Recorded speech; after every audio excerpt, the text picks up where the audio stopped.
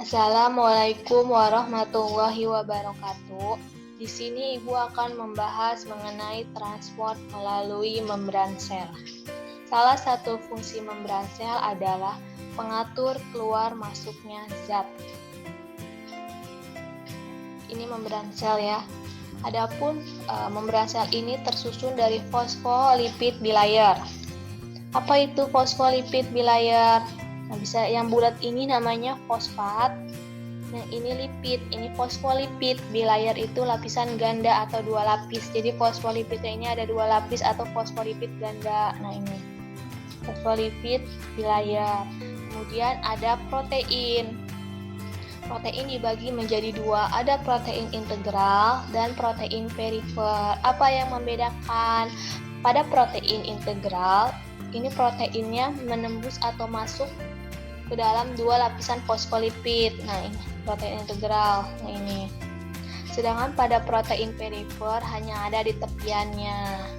Nah, selanjutnya ada glikolipid dan glikoprotein. Apa itu glikolipid dan glikoprotein? Apa yang membedakannya?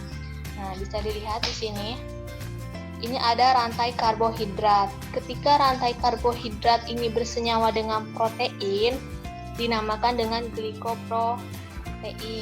Ketika rantai karbohidrat ini bersenyawa dengan lipid, fosfolipid, dinamakan dengan glikolipid. Nah, ini kan rantai karbohidrat bersenyawa dengan protein, berarti namanya glikoprotein. Itu ya, penyusun dari membran sel. Nah, selanjutnya mekanisme transport membran. Membran sel, mekanisme transport membran dibedakan menjadi dua. Ada transport aktif dan transport pasif. Apa yang membedakannya? Pada transport aktif, perpindahan molekul melawan gradien konsentrasi dengan menggunakan energi pada transport aktif. Sedangkan pada transport pasif, mekanisme atau perpindahan molekulnya tidak memerlukan energi. Kalau transport aktif, contohnya pompa natrium dan kalium, endositosis dan eksositosis. Sedangkan pada transport pasif, contohnya osmosis, difusi, dan difusi terfasilitasi. Sebelum membahas mekanisme transport, ada istilah terkait yang harus kalian ketahui. Nah, larutan terdiri dari zat terlarut dan zat pelarut. Apa itu zat terlarut dan zat pelarut? Contohnya, misalkan air nih dimasukkan molekul gula, contohnya nih. Ini ya, air nih dimasukkan molekul gula. Nah, airnya merupakan pelarut, sedangkan molekul gulanya zat terlarut. Nah, kemudian ada lagi macam-macam larutan. Ada larutan hipertonik, larutan hipotonik, dan larutan isotonik. Apa itu larutan hipertonik, hipotonik, dan isotonik? Pada larutan hipertonik, larutan yang memiliki konsentrasi zat terlarutnya tinggi atau larutan yang memiliki konsentrasi pelarutnya rendah. Nah, ini ya, larutan hipertonik. Zat terlarutnya, konsentrasi zat terlarutnya tinggi, sedangkan konsentrasi zat pelarutnya rendah. Nah, kalau kita bandingkan dengan yang ini, di sini kan konsentrasi zat terlarut ini molekul gulanya kan di sini lebih tinggi ya, lebih banyak lah, konsentrasi zat terlarutnya lebih banyak. Sedangkan konsentrasi pelarutnya dibandingkan yang ini lebih sedikit. Konsentrasi pelarutnya atau airnya. Ini dinamakan dengan larutan hipertonik. Sedangkan larutan hipotonik, larutan yang memiliki konsentrasi terlarutnya lebih rendah atau larutan yang memiliki pelarut tinggi. Ini larutan hipotonik. Zat pelarutnya atau airnya di sini lebih tinggi, sedangkan zat pelarutnya di sini lebih rendah.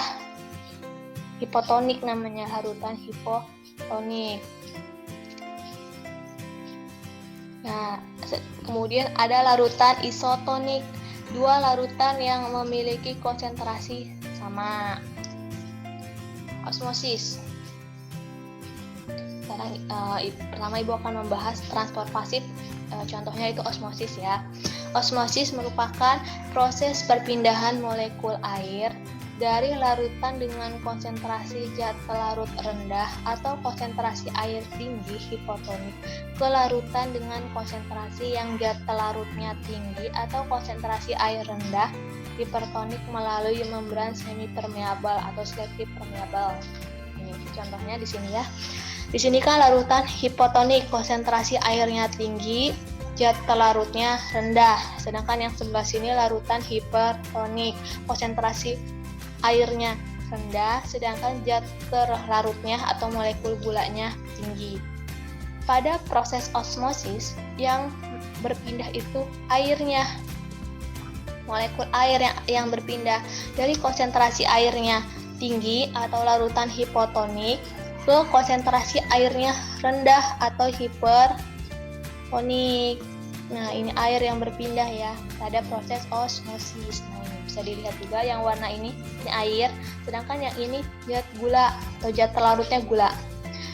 Nah, osmosis air akan berpindah dari larutan yang konsentrasi airnya tinggi atau zat terlarutnya rendah. Ini kan konsentrasi airnya rendah, zat terlarutnya tinggi, air akan bergerak dari larutan konsentrasi airnya tinggi atau hipotonik ke konsentrasi airnya rendah atau hipertonik melalui membran semipermeabel. Nah, yang bergerak itu hanya air nih. Zat terlarutnya yang berpindah itu hanya air pada proses osmosis. Ini airnya berpindah dari konsentrasi hipotonik ke hipertonik, sehingga tetapi molekul gulanya zat terlarutnya ini tidak berpindah. Yang berpindah hanya molekul air dari konsentrasi air tinggi ke konsentrasi air rendah atau dari larutan hipotonik ke larutan hipertonik. Nah, peristiwa osmosis. Contohnya nih di sini ada sel hewan dan sel kentang. Larutan isotonik yang konsentrasi larutannya sama ya, yang larutan konsentrasinya sama. Di sini sel hewan, ketika konsentrasi larutannya sama, air di luar dan di dalam sel, maka kondisi si sel hewan ini akan kondisi seperti semula atau kondisi normalnya. Ini juga sel tumbuhan. Nah, tapi ketika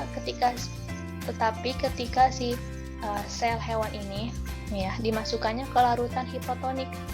Larutan hipotonik konsentrasi airnya tinggi ya, sedangkan konsentrasi zat terlarutnya rendah.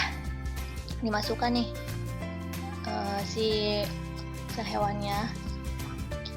Di luar sel konsentrasi kan hipotonik, berarti di luar sel konsentrasi airnya tinggi, di dalam sel konsentrasi airnya rendah, atau di luar sel konsentrasi zat terlarutnya rendah, di dalam sel konsentrasi zat terlarutnya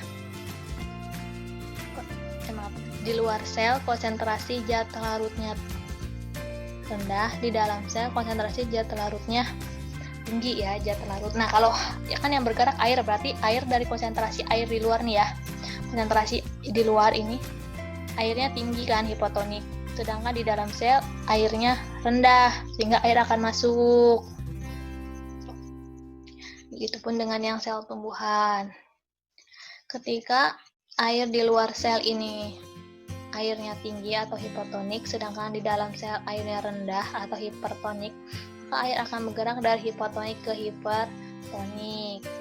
Nah, pada sel hewan, ketika air bergerak dari hipotonik di luar sel dan di dalam sel hipertonik nih, pada sel hewan air masuk, sel hewannya mengembang, kemudian pecah atau dinamakan dengan lisis. Sedangkan pada sel tumbuhan, ketika di luar sel hipotonik, konsentrasi airnya tinggi akan bergerak ke konsentrasi air yang rendah di dalam sel ini hipertonik, termasuk air. Tetapi pada sel tumbuhan ini tidak pecah karena pada sel tumbuhan terdapat dinding sel.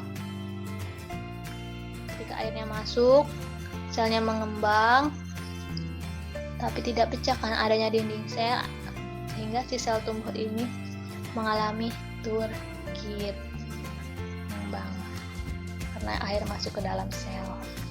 Sedangkan ketika sel hewan dimasukkan ke larutan hipertonik, konsentrasi airnya rendah, sedangkan konsentrasi zat terlarutnya tinggi ya.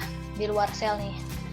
Sedangkan kalau di dalam sel ini hipotonik dong. Kalau di luar sel hipertonik berarti di dalam sel hipotonik, konsentrasi airnya tinggi, zat pelarutnya rendah. Sehingga airnya kan di dalam sel tinggi ya, hipotonik, akan keluar sel yang larutannya hipertonik. Sehingga air keluar dari sel mengkerut atau mengalami krenasi. Nah, sedangkan pada sel tumbuhan ketika dimasukkan ke dalam larutan hipertonik, berarti larutan di luar sel ini hiper, konsentrasi airnya rendah, sedangkan di dalam sel tumbuhan ini konsentrasi airnya tinggi ya, hipotonik, di luar hipertonik nih, larutan hipertonik. Sehingga air yang konsentrasi airnya tinggi atau hipotonik akan bergerak keluar ke larutan hipertonik, sehingga si sel tumbuhan ini, nah ini kan dinding sel ya, terus ada membran selnya kan. Nah, membran selnya ini akan terlepas dari dinding sel ketika dimasukkan ke dalam larutan hipertonik, sitoplasmanya akan mengkerut. Membran selnya terlepas dari dinding sel, sitoplasmanya mengkerut, atau disebut juga selnya dalam keadaan plasmolisis.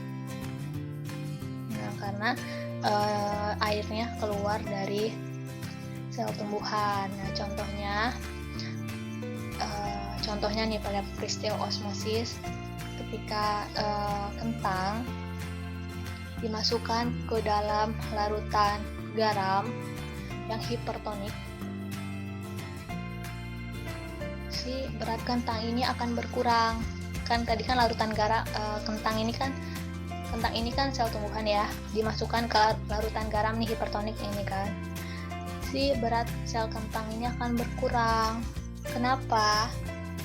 Karena air yang ada di sel kentang ini akan keluar kan. Kenapa keluar? Karena tadinya kan di dalam sel kentang ini larutannya hipotonik kan, konsentrasi airnya tinggi. Sedangkan di luar sel kentang larutannya hipertonik. Sehingga air dari larutan yang konsentrasi airnya tinggi hipotonik keluar ke konsentrasi yang airnya rendah atau hipertonik, yang mengalami si sel kentang itu beratnya berkurang ketika dimasukkan ke dalam larutan hipertonik. Tahu si sel kentangnya itu mengalami ini hipertonik.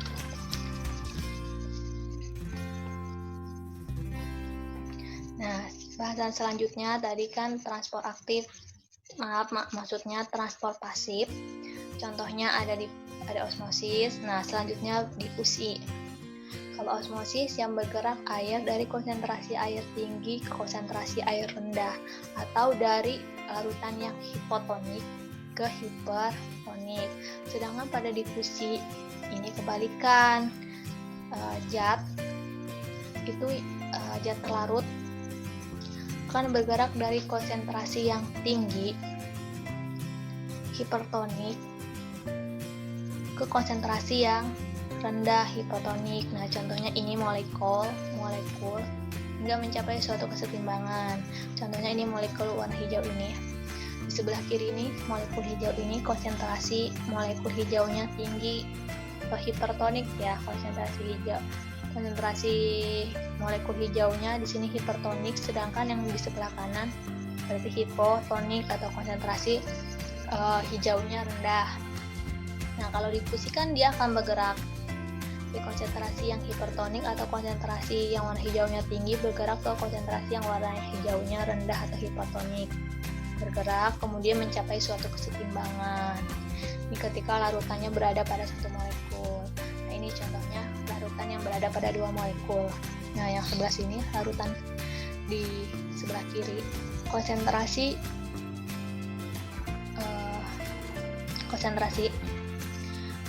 yang berwarna ungu ini, molekul ungunya ini tinggi.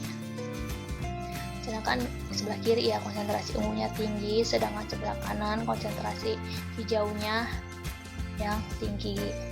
Nah, difusi ungu mengalami difusi, hijau juga mengalami difusi. Bagaimana difusinya? Konsentrasi yang ungunya tinggi hipertonik akan bergerak ini ukuran ungunya akan bergerak ke sini, ke konsentrasi yang ungunya rendah atau hipotonik. Nah ini, sehingga mencapai ungunya nanti kan seimbang nih, antara kiri dan kanan sama ukuran ungunya. Dan begitupun yang warna hijau, ketika sebelah kanan konsentrasi warna hijaunya tinggi, sedangkan hipertonik ya sebelah sini, warna hijaunya hipertonik, kalau sini ungunya yang hipertonik, ini kan hijaunya hipertonik, sedangkan sebelah kiri hijaunya hipotonik, sehingga atau warna hijaunya sebelah kiri ini rendah, sehingga konsentrasi yang warna hijaunya tinggi ini hipertonik akan bergerak ke konsentrasi yang warna hijaunya hipotonik atau konsentrasi hijaunya rendah, sehingga mencapai suatu kesetimbangan antara kanan dan kiri, ukuran ungu dan hijaunya sama. Itu merupakan konsep dari difusi. Proses perpindahan zat dari konsentrasi tinggi hipertonik ke konsentrasi yang rendah hipotonik hingga mencapai suatu kesetimbangan. Ini salah satu proses difusi.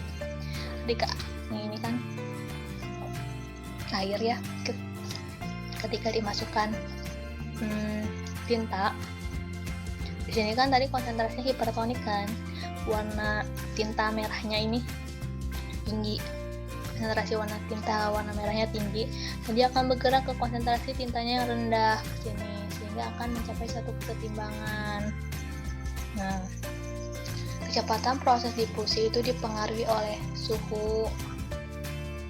Nah, suhu salah satunya suhu nih, misalkan ketika kalian nih misalkan ada air panas dan air dingin. Ketika kalian mau memasukkan gula ke air panas dan satu lagi ke larutan air dingin, maka yang akan cepat larut adalah air panas. Jadi semakin cepat,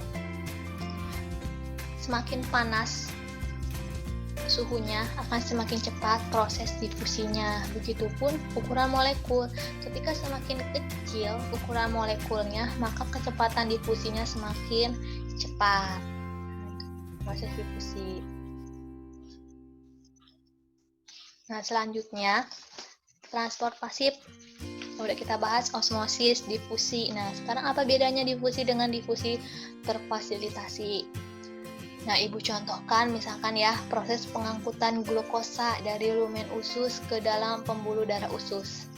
Nah, glukosa ya tidak dapat berdifusi dari rendah ke tinggi, kan perpindahan molekul glukosa dari konsentrasi tinggi ke rendah ini tidak bisa secara spontan untuk masuk ke dalam sel. Nah, bagaimana untuk masuknya? Nah, untuk masuknya dia harus melalui protein pembawa ini. Protein pembawa atau protein integral ya. Ini kalau misalkan tadi di awal udah Ibu bahas penyusun dari membran sel. Nah, ini namanya ada susunan dari protein kan, protein pembawa ini. Nah, bagaimana prosesnya? Nah, ini ya, misalkan molekul glukosa ini pertama, ini kan luar sel, ini dalam sel ya, ini luar sel, ini dalam sel. Pertama molekul gula kan di luar sel ini tinggi ketimbang di dalam sel. Dia akan bergerak kan dari yang molekul glukosanya tinggi ke rendah melalui protein pembawa ini. Pertama, glukosa akan berikatan dengan protein, sehingga si protein ini akan mengalami perubahan konformasi yang akan mendorong glukosa ini akan masuk ke dalam sel. Nah, setelah itu kan tadi kan mengalami perubahan konformasi mendorong glukosa masuk. Nah, kemudian si protein pembawa setelah udah masuk nih, nanti si protein pembawa ini akan kembali pada konformasi semula.